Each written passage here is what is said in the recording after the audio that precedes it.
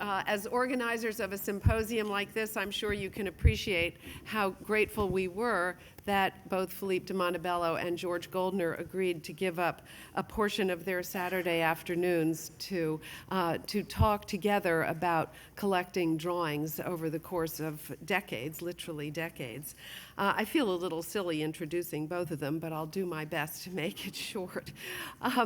Philippe de Montebello's biography is superficially pretty easy. Educated at Harvard and the Institute of Fine Arts, but for 4 years as director of the Museum of Fine Arts in Houston. He was at the Metropolitan Museum of Art. So I'm kind of finished there. He was the director, of course, of the museum for 31 years after serving as curator in the European Paintings Department. And that 31-year record is indeed a record because he was the longest-serving director in the museum's more than 145-year history.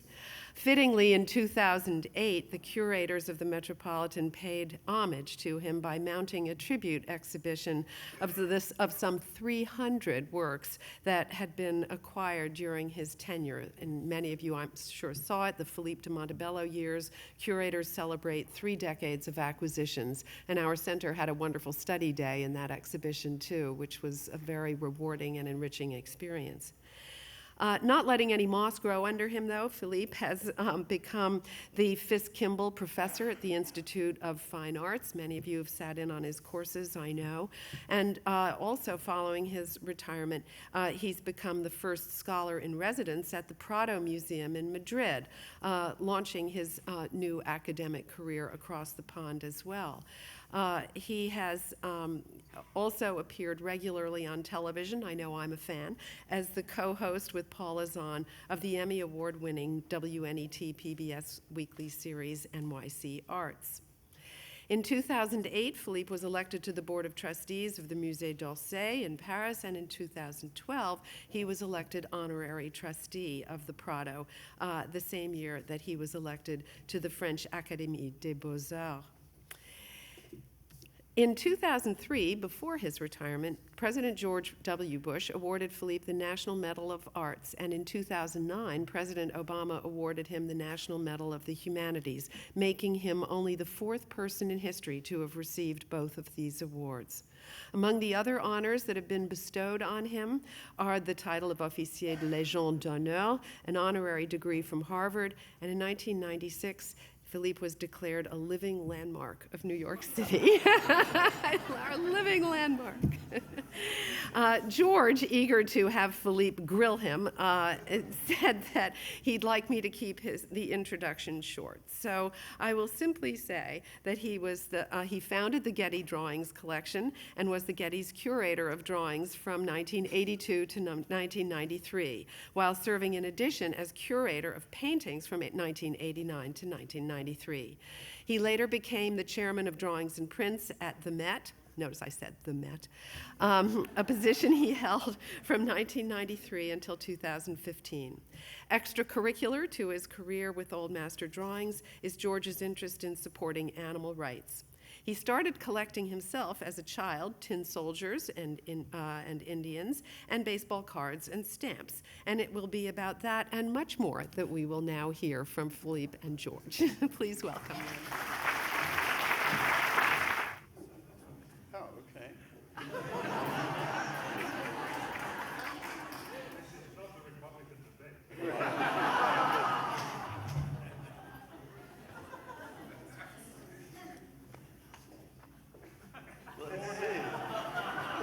Here, don't worry.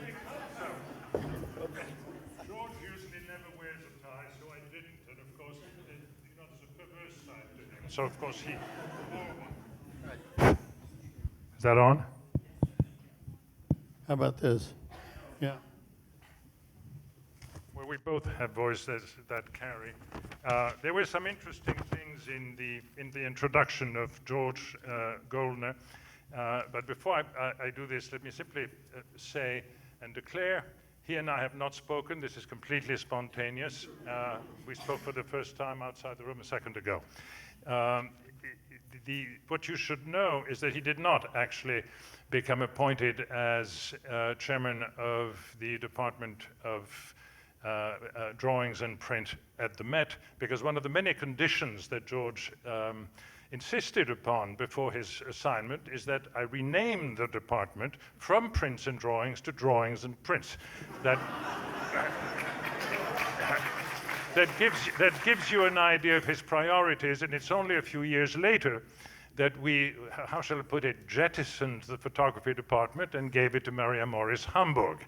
So we were left with truly works on paper and no chemicals involving them. But I wanted to ask you a question to start with.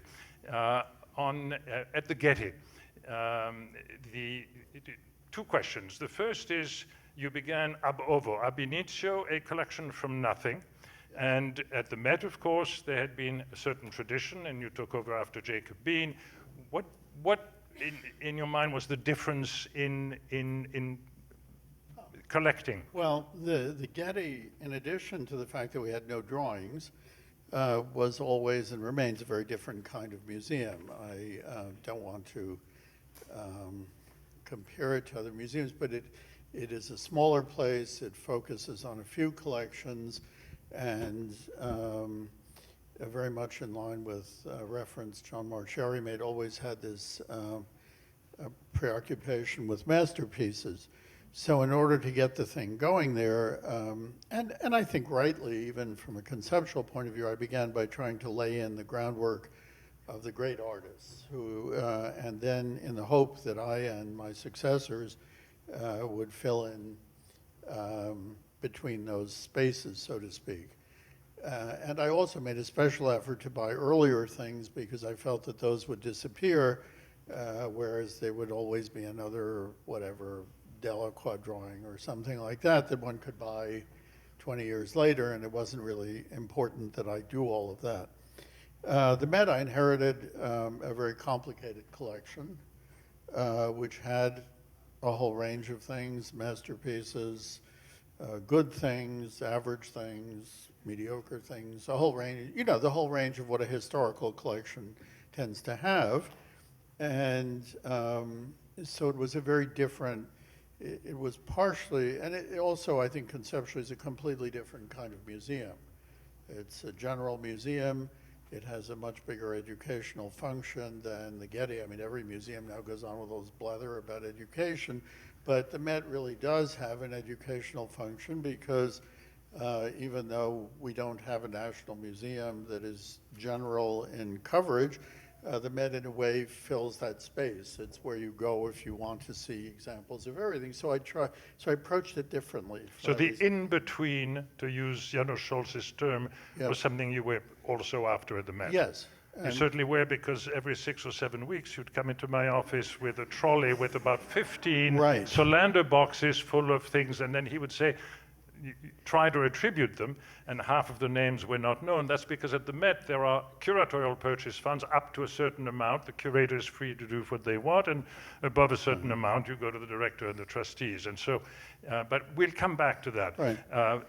I also want to say you became curator of paintings as well as drawings within 3 or 4 years, I think in 1983, and you've expressed to me at certain times what some of the differences were in acquiring drawings and paintings, especially with trustee committees. Could you tell us a little bit what you felt? Paintings have the advantage that everybody, especially Americans, think art is paintings. I remember once being in the antiquities galleries at the Getty, and it has still left a very fine antiquities collection, and some visitors, so I had a badge on, and came over to me and said, "Excuse me, you work here?" I said, "Yes." And he said, "Where's the art?" And I said, "You're in it." And they said, no, the paintings, the art. And I think that's very much more so even in America than any other country, the way people think of things. So trustees, directors, everybody much more focused on it. The good part is that it's easier to get money. The bad part is that everybody's focused on it, and so it's harder to kind of slip off in a corner and do what you want without anyone noticing. So it has its... What he really said to me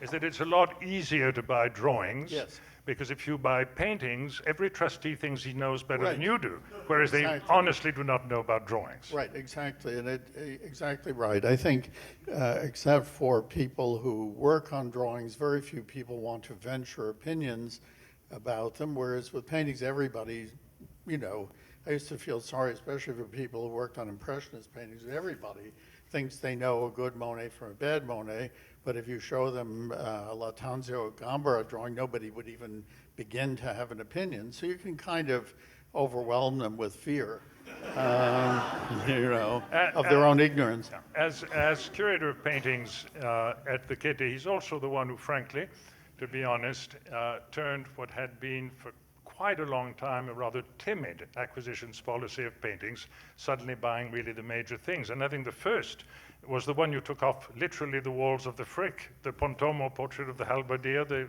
Chauncey Stillman. Leaving now, goodbye. Yes, true. You bought the Chauncey Stillman Pontormo, then you followed the next year with the irises of Bangkok. Yes. So you set that tone.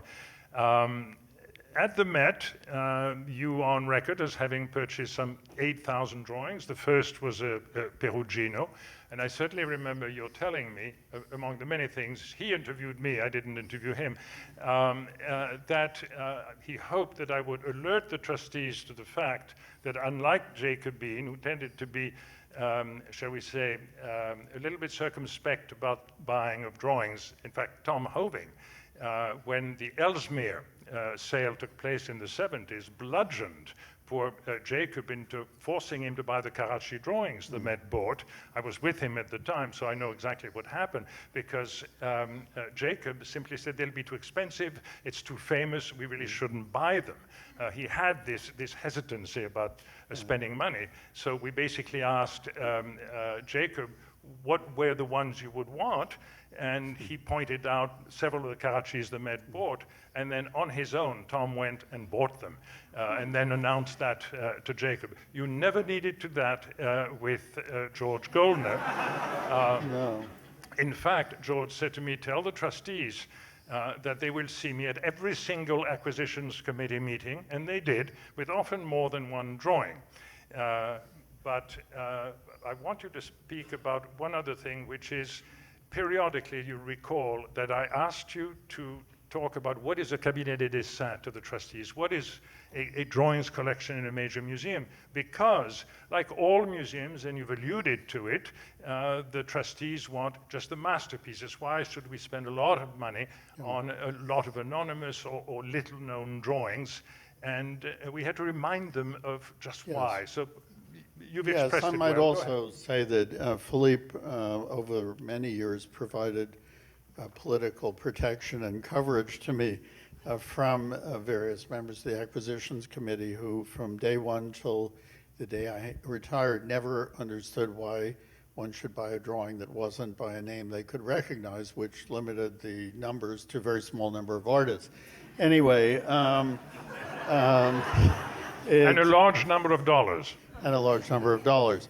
I think the answer is that drawings by their nature, and I think this is, it's good that it follows John's talk on Janos Scholz.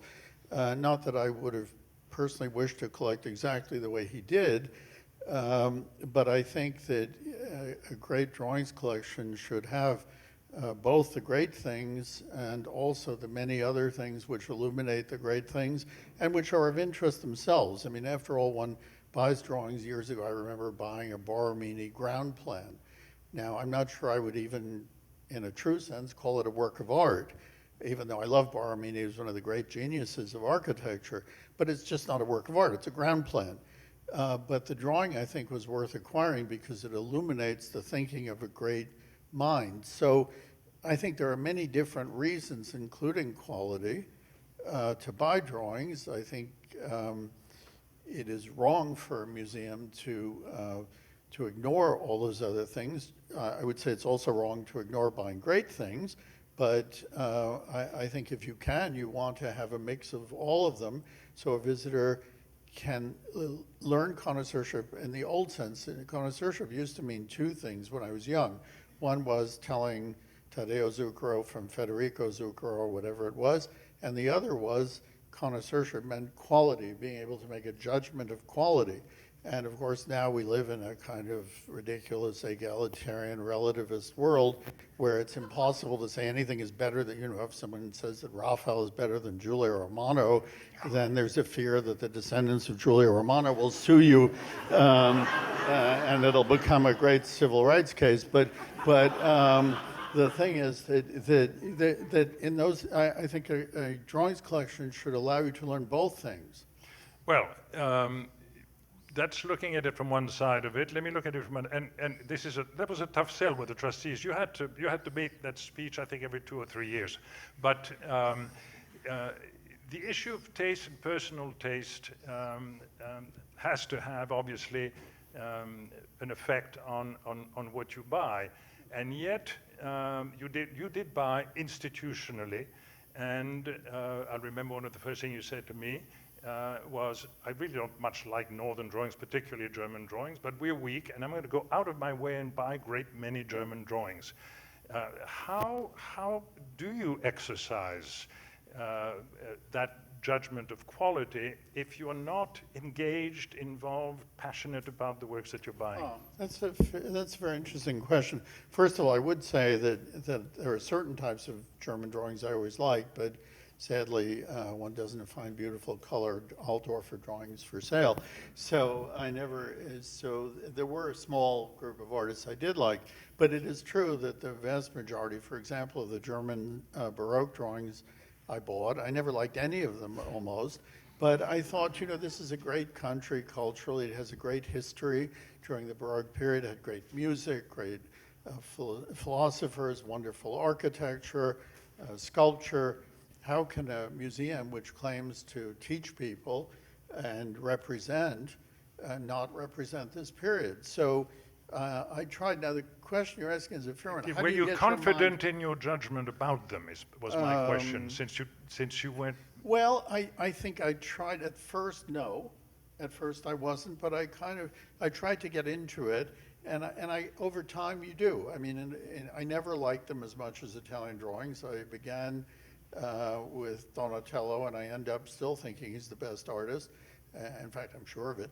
And so that's never changed. But I think in an odd way, one has to force oneself to open one's mind and taste and look at other things. It doesn't mean you like them as much, but you begin to try, by learning about them, by looking at them, you try and understand what are these artists trying to achieve, how well did they achieve it, and you gradually get to a point where you can at least make some judgment. I should interject, and I'm not here to throw roses, but I will say that I did have wonderful curators working for me at the Met.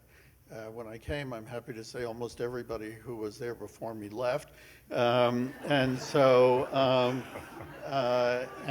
I had the good fortune of being able to hire exactly the people I wanted. And in almost every case, they proved to be really outstanding people. So it was partially a discussion. I mean, yes, sometimes I went off on my own and bought things, but I always felt that it's very good to discuss all those things within the department. So I learned from them quite a bit too. And while you were not necessarily sympathetic to certain schools, there are certain artists that you declared not only that you hated, but couldn't draw. Yes, not very well. Courbet, now, 2 years ago, you bought a Courbet self-portrait for the Met. Why? Well, because he can't draw. Well, I think he draws, well, he literally, in a mechanical sense, could draw, but I think in terms of quality, I think there are very few good drawings by him. And I remember once someone I work with was offered a drawing that was supposed to be by Courbet, and he said, it's a beautiful drawing. And I said, there is one more evidence of the fact that it's not by him, because the man was, he made like 3 good drawings and about 50 bad ones, and that's about it. Why did I buy it? Because historically he is considered an important French painter. I personally loathe him, but I don't write the history of the entire world. And so one has to accept that, the judgment of others, not in the sense that it becomes my taste, which isn't, but he is a historically significant figure. The Met has very good paintings by him. And part of the glory of a drawings department in a museum that has other things is that you do attempt within reason to tie things together. So no, I've never looked at the drawing since we bought it, and if you gave it to me for Christmas, I'd never hang it on my wall. But on the other hand, I think... Tough sell to the Board of Trustees. Right. Someone else made that presentation in the department. No, I never liked it, I never pretended, but I think having one's own taste is not a bad thing as long as you don't impose it on a museum. I think where curators and directors sometimes go wrong is when they say, I hate Courbet, therefore the Met should never own a Courbet. And I think that's really wrong. And I think having been a private collector most of my life, I can make that distinction. There are many artists, many artists I would never buy anything by ever for myself. And I bought drawings by them for the Met and before that for the Getty. I think that's fair. Now, at various moments throughout this wonderful symposium, two-day symposium, and today also, and recently we've heard a lot about connoisseurship, about expertise, and walking around the halls and listening to some of you, and over time, I have a sense, and people have indeed noted, that we may be in an era where expertise is something that not only is not even recognized as a valuable quality, but may be missing. Would you say that there is a new generation that we could name of A.E. Pophams, Philip Pounces, James Byam Shaw? Is there a dearth of real expertise today in the field? I think there is. I mean, the sad part is that I do think there's a decline. I wouldn't say there aren't any people like that today. There are some, a couple of them in the audience even, who are really outstanding and relatively young. Of course, by now almost everybody's relatively young, except perhaps for the trustees of the Met. And so... But you didn't work for the Met. You worked for the Metropolitan Museum. No.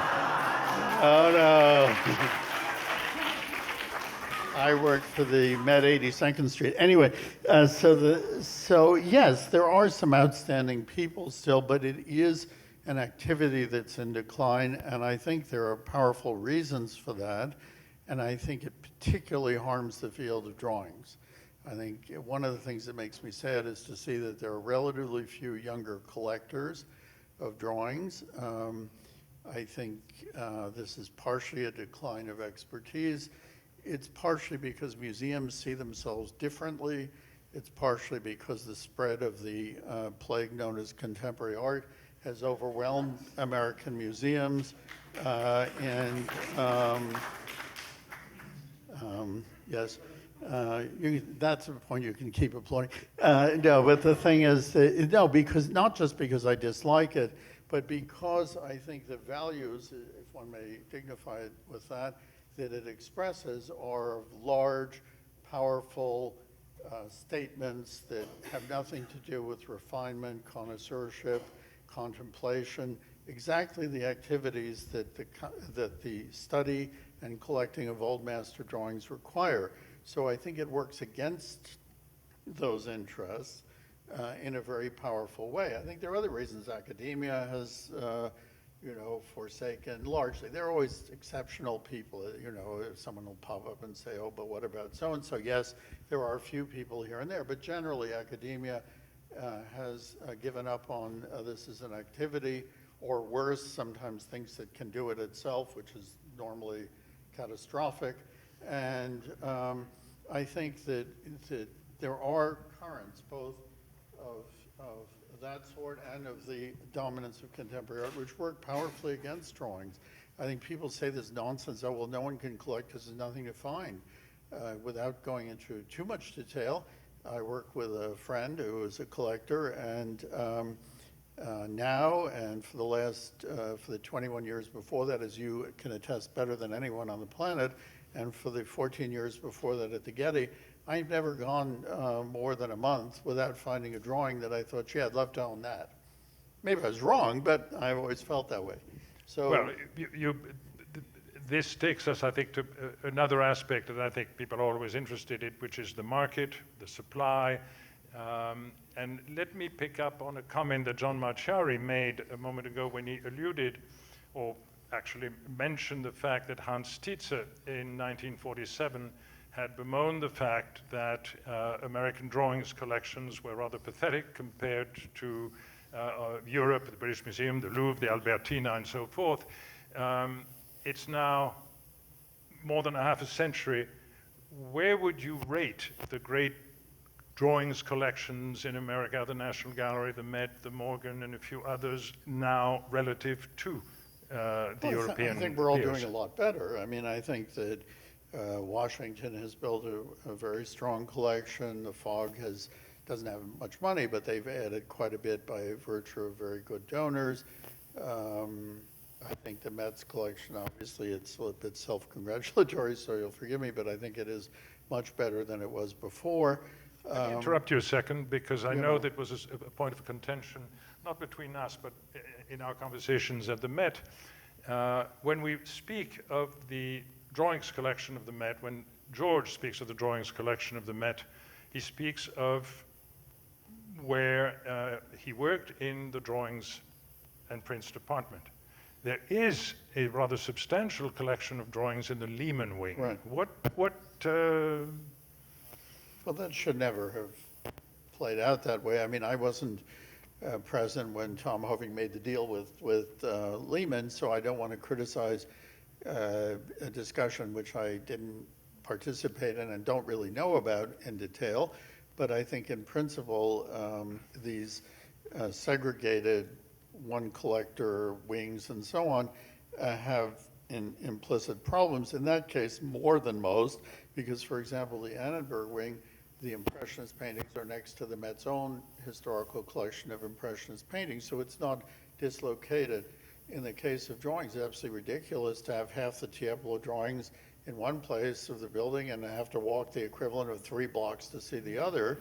It makes no sense. I mean, we have 2 Rembrandt drawings of a hanged woman, and the only 2 for this particular subject. They go tightly together, and one of them is one side of the Met, and the other one's on the other side. It doesn't make any sense. I think George is being very polite. For many years, when he was the chairman of the painting of the drawings collection, there was an ongoing rivalry with a former curator of the Lehman, and he couldn't even borrow a drawing from the Lehman collection to hang in his own galleries. Often, yeah. So I think things are a lot better now. Yes, they are better, but I say this because if there are donors and potential donors in the room, segregating collections is never either to the benefit of the collection or the benefit of the institution or the benefit of the public, and particularly in the field of drawings. And I should add that it actually detracts from Lehman's legacy rather than enhances it, because very few people go there to see his drawings. It's very sad. I mean, it's not a uniformly great collection, but there are some wonderful, great drawings there, and they're seen by perhaps 10% of the people who come to our department. So it's backfired as an idea. In the many years in which you could, I should say, by the way, Inga, give us a kind of a 5-minute, we can talk all night, so if there's a moment at which we should think. Well, no, but there are, I'm sure, questions, quite a few questions from the audience. Right. Yeah. All right. Are there watershed moments in terms of the sale of major collections that have transformed the market, that have exhausted the market at any particular point? I mentioned the Ellesmere. There have been, of course, the Chatsworth sale. Last year you had the Van Redgen Altena sale. Do you sense that, in fact, if you were today to have the next 20 years to build a great collection of drawings, that there's a real difference, or is this? No, there is a decline. I mean, because of the peculiar nature of the history of my 2 curatorships, first at the Getty and the Met, I think I focused more on collecting drawings than probably anybody else has done in recent years. And so I kind of try and track where the things are. And there are very few great collections left. There are some. Chatsworth obviously remains the greatest private collection. but there are fewer and fewer. What I would say with drawings, one of the hopeful things, which doesn't completely overwhelm that point, is that there are always new discoveries in drawings. I find that even by artists I never thought I would see again. I mean, you remember one of the great purchases that we made together was the Lucas van Leyden drawing, which had never been seen before and just popped out of nowhere. And we bought it, and it's not only by him, but a fine thing. So that doesn't happen every Monday and Thursday, sadly, but it does give one hope, whereas in many other fields, things are pretty well known. So it is harder, it's more challenging, but I think I still say I've never had a month where someone hasn't shown me a drawing I would love to own. And that goes back for 35 years, so I still feel the same way today. Okay, there are two questions that I have to ask, and then turning it over to the audience. One of them is, do you have any regrets? Something you really, really wanted and didn't get? Yes. The only true... That isn't my fault. No, I should say none of that. I'm not here to, as I said, to throw roses, but I will say that working for you on drawings was a real joy, not just because you supported all the things and protected me from ignorant people, but also because I think you genuinely loved the things, and there's nothing better for a curator than finding a fine thing, showing it, and having someone say, "Wow, that's great." And you didn't always like the things I bought. You hated the German things mostly, but the Lucas van Leyden, I remember when I brought it in, you were as excited as I was, and that was really... That's because I remember how sad I was that the great picture in Boston is not at the Met, and Yes. it could have been. Yes. Both in the Anyway, 1950s. There was only one drawing I ever lost. I mean, I lost a number of drawings at auction over the years, a few recently, but quite a few over time. Sometimes I stopped and sometimes someone just went further. But the only one I really regret was in 1984 at the first Chatsworth sale. There was a wonderful, famous Raphael cartoon from the same series that we saw earlier in the discussion of the Dukes of Devonshire. And I was sent there by the Getty, and there was a whole political thing. We don't want to bid too much because the British will be angry at us. Usual museum stuff. And so a lot of discussion and this and that. So I wanted to bid very high. I finally pushed it up to a point, but there was a limit because they didn't want to offend, I don't know, the Queen or something. And so we couldn't bid too much. So I went to the sale, and we were clearly, I've always had a good instinct for auction. I was sitting there, and as it was going up, I thought, I'm going to lose. And so I reached my limit, and I thought, I'll go on. And I threw in an extra, what was then real money, 300,000 pounds, and we still lost, because at that point I kind of lost my nerve a little. I thought I'm already 300,000 pounds over what I was given by the trustees, and maybe if I keep doing this, then I should stop. So I stopped and we lost. And I always regretted that because I regarded that, not just because it was the best drawing I ever lost, but also because I regarded that as a kind of personal lack of fortitude. I should have gone on and said, I'm buying it anyway, and go ahead and fire me for buying a great Raphael drawing. And I stopped. And it's a mistake, as you know, I never made again. And I mean, I've lost, but I've lost usually beyond that when I sort of myself felt we've reached a limit. But I kind of, I learned my lesson. Unfortunately, it was a painful lesson. And the postscript to that was a few years ago, another drawing from Chatsworth from the same set of these apostles' heads came up again 3 or 4 years ago, and a friend of mine was bidding on it. And I said, you have to let me do this bid. And he said, why is that? And I said, it's, as Sicilians say, it's taking a stone out, which I've had in my shoe for 30 years. And it's time I took it out of my shoe. And he said, go ahead. And so then I felt better, but I lived with that for a long time. That's the only one. Now, you just used a word, which leads me to my last question. You used the word mistake. Yes. Have you made Sure. a bad mistake at the Met? Well, not at the Metropolitan Museum, at the Met, I don't know. Yes, of course. I think first of all, I've always been a happy buyer, which means that I never go into buying things with trying to find the reasons not to buy things. I try and look for the reasons to have a positive view. And as my colleagues in the department know, I was always the interlocutor who would say, are you really sure this isn't by so-and-so? Are you really sure it isn't by? I mean, they probably all really got sick of it. But, I'd go over to people who did northern drawings who knew 10 times as much as I did, and I'd say, are you sure this isn't by Rubens?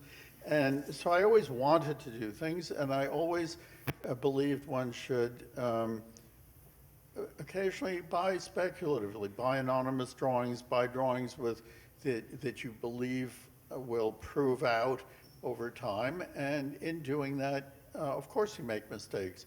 Any that you can specifically mention, or would you prefer not to?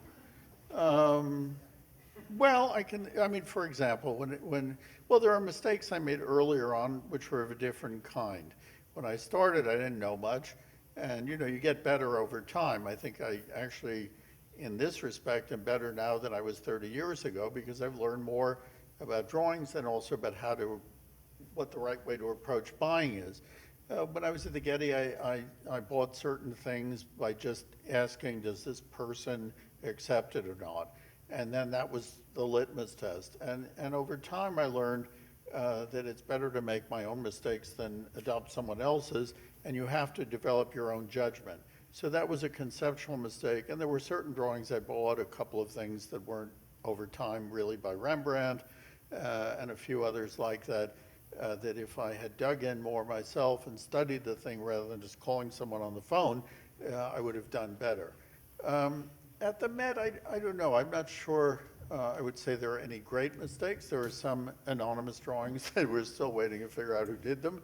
And there are some I look But those back, aren't mistakes. Yeah, Okay. and there's some So- I look back and say, oh, I'm not so sure that but I wouldn't say any grave mistakes. No, nothing I can remember.